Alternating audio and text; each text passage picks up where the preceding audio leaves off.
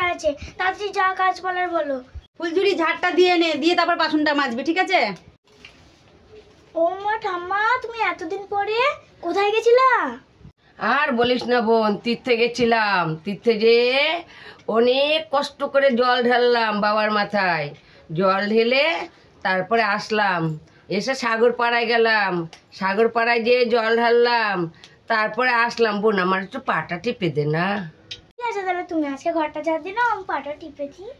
দে তাইলে আজকে ঝাড়ুটা আমি ঝাড় দিই, আজকে কাজগুলো সব আমিই করি। আরে কি টিপা টিপছে, জোরে করে টিপ না, হাতে কি জোর নাই?